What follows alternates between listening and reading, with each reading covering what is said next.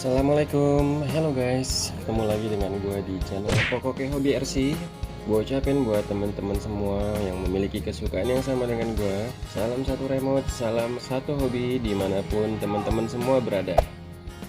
Oke guys, pada kesempatan kali ini gue mau nge-review salah satu part RC, yaitu sebuah shock breaker yang mana barang ini banyak beredar di pasaran.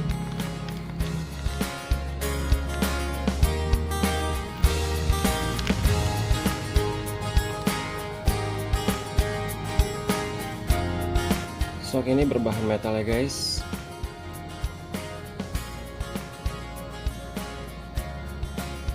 Kemudian si coil springnya juga soft. Tapi ternyata ini bukan shock oil fill ya guys. Tadinya gue pikir ini adalah shock oil fill, tapi ternyata bukan. Bisa dilihat kalau dia shock oil fill, seharusnya di sini ada kayak klem buat narok seal atau karet supaya si oli yang ada di dalam tabung ini nggak ngerembes keluar.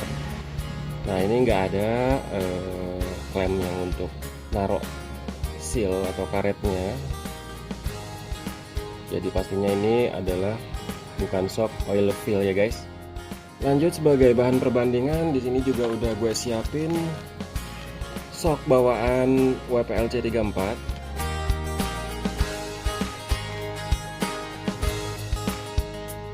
Jadi ini adalah shock bawaan WPLC 34. Kalau secara fisik jelas untuk shock yang berbahan metal akan bikin kelihatan RC kita jadi lebih real, lebih scale istilahnya, dan tentunya makin enak dilihatnya ya guys. Kemudian secara fisik shock bawaan WPLC 34 ini kelihatan lebih panjang ya guys. Cuma sebenarnya punya WPLC 34 ini dia kan dudukannya nggak sampai atas ya guys. Jadi dari bawah, dudukan paling bawah, kemudian dudukan yang atas adanya di sini. Nah sementara kalau punya shock yang sedang gua review ini, dudukan paling bawahnya ada di sini, sementara dudukan paling atasnya dia jauh lebih tinggi daripada dudukan atas punya WPLC 34. Itu artinya kalau kita pakai shock metal ini guys, si WPL kita baik itu C14 maupun C24 maupun C34 dia akan jadi lebih tinggi posisinya. Lanjut, sebagai bahan perbandingan juga gua mau tes kelenturan si coil spring shock breaker ini dengan menggunakan timbangan kue guys. Gimana caranya? Kita taruh aja shock breaker yang mau kita ukur kekuatan coil springnya kira-kira berapa kilogram. Jadi kita taruh aja di atasnya, terus kita tekan sampai mentok guys,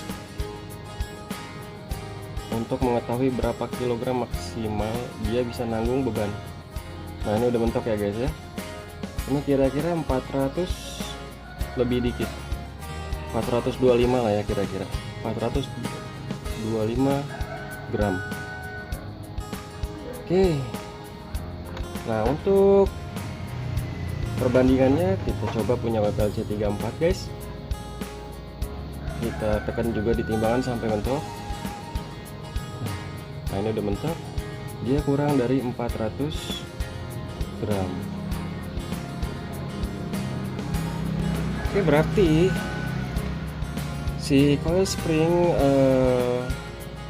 yang gua nggak tahu nih mereknya apaan ya, karena nggak ada mereknya, yang pasti banyak beredar di pasaran. Jadi kesimpulannya setelah diukur pakai timbangan kue tadi, si shock metal ini dia pernya lebih keras sedikit ketimbang punya WPLC 34. Dan perlu diketahui guys, kalau punya WPLC 34 itu dia springnya lebih keras daripada punya WPLC 14 maupun C24, karena bobot WPLC 34 yang memang lebih berat daripada punya WPLC 14 ataupun C24. Oke guys, lanjut ke segmen berikutnya. Jadi gua akan pasangin shock metal ini ke mobil RC gua yang ini, yaitu WPLC 14. Yang mana kalau teman-teman lihat di sini dia udah gue pakein shock oil ya guys ya, metal juga. Cuman gue kurang puas sama hasilnya karena dia kurang lentur guys, terlalu keras.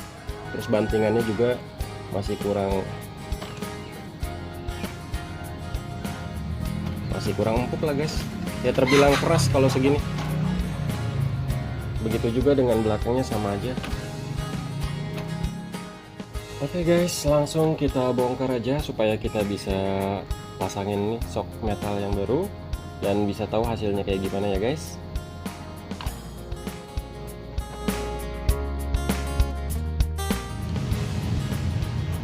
Oke guys, balik ke posisi semula. Shock metal yang gak bermerek ini udah gue pasang, dan secara penampakan emang keren sih ya kalau udah pakai shock metal ya. Bikin si WPL C14 ini jadi kelihatan makin scale. Tapi bagaimana kemampuannya sebagai alat yang fungsinya peredam goncangan, dan juga bagaimana fleksibilitas si shock ini guys. Ya nih gue udah ada batu yang gue ambil dari teras di depan rumah gue.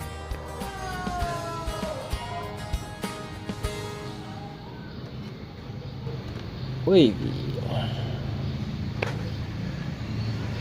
ternyata kalau secara flex shock ini benar-benar bagus. Jadi margin jarak ban depan yang naik ke atas sama ban belakang yang masih napak itu dia jaraknya lebar.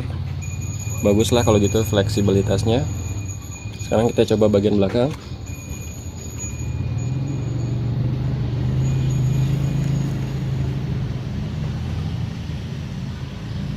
Oke, bagus ya guys ya. Oke, kalau untuk flex shock nggak bermerek ini bagus. Terus gimana dengan dampening atau bantingan atau buangan atau pantulan?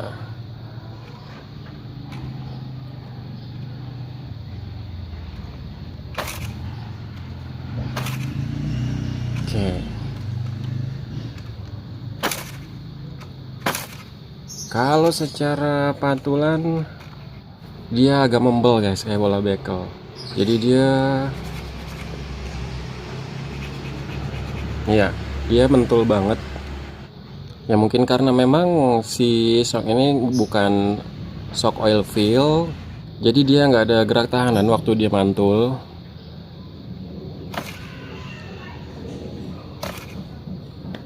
Sedikit trik untuk mengurangi bumpy-nya nih. Biasanya kalau kita tambahin bobot nggak usah terlalu banyak, hal itu akan mengurangi bantingan atau pantulannya guys. Ya cukup oke lah kalau dilihat dari sisi harga yang cuma 120 ribuan udah dapat 4 buah shock metal, yang mana pastinya kalau kita pakein shock metal ke RC offroad kita yang contoh VPL ya guys, dia akan kelihatan lebih scale, kelihatan lebih keren, kelihatan lebih realistis ya guys. Kalau dari sisi performa, karena dia non oil fill shock, pastinya dia akan agak bumpy ya guys. Tapi seperti yang gue bilang tadi, untuk ngakalin biar nggak terlalu bumpy, ya ditambahin sedikit bobot ke mobilnya, nggak usah banyak-banyak, mungkin 100-200 gram, biar dia agak turun dikit, sehingga jarak main pantulannya juga nggak terlalu banyak, tapi tetap fleksibilitasnya dapat ya guys. Kalau gitu gimana kalau sekalian aja kita tambahin pemberat biar nggak kentang hasil reviewnya. Ini gue ada baterai 18650 guys. Ini rencananya mau gue pasangin 2 di depan. Terus gue ada timah balancing velg mobil. Ini rencananya mau gue pasangin sebagai pemberat di bagian belakangnya guys. Nah ini satu piece ini beratnya 5 gram. Ini ada 12 piece. Jadi ini beratnya 60 gram. Nah kemudian kalau ada 2 strip jadinya 120 gram. Sementara kalau baterai 18650 beratnya ya seperti yang kelihatan di timbangan, beratnya 50 gram ya guys. Nah rencananya kan akan gue pasangin 2 di depan, jadi nanti berat di depan itu nambah 100 gram, sementara yang di belakang jadi nambah 120 gram. Jadi seperti yang udah gue sampaikan sebelumnya, maksud ditambahinnya pemberat ini adalah supaya si pantulan atau bumpy dari shock breaker metal yang terpasang di WPL C14 ini lebih terkurangi atau tereduksi ya guys. Harapannya sih begitu. Tapi kita lihat aja ya. Langsung aja kita pasangin dulu pemberat dari timah balancing ini untuk posisi pemberat di bagian belakang, dan akan gue pasangin di dalam ban serepnya guys. Jadi tinggal masukin aja nih di dalam.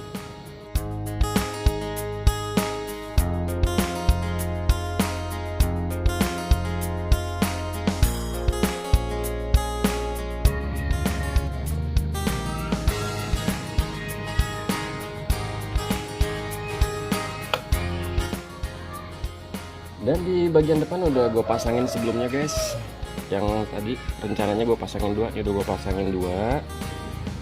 Pemberat pakai baterai 18650 gue iketin di bagian depan bumpernya. Jadi karena ini sifatnya temporer ya nggak usah rapi-rapi, cuman untuk supaya dapat aja perkiraan bobot yang diperlukan, supaya si shock ini bisa dapetin gestur yang enak kelihatannya ya guys.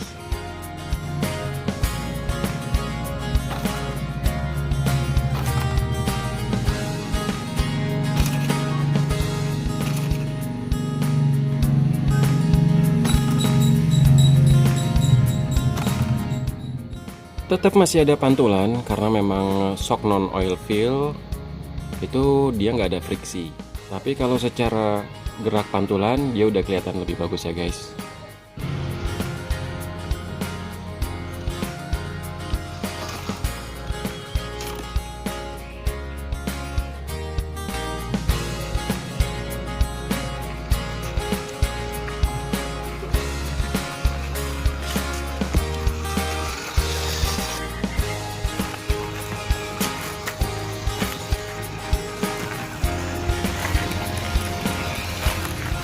Oke guys, sekian dulu review dari gua kali ini.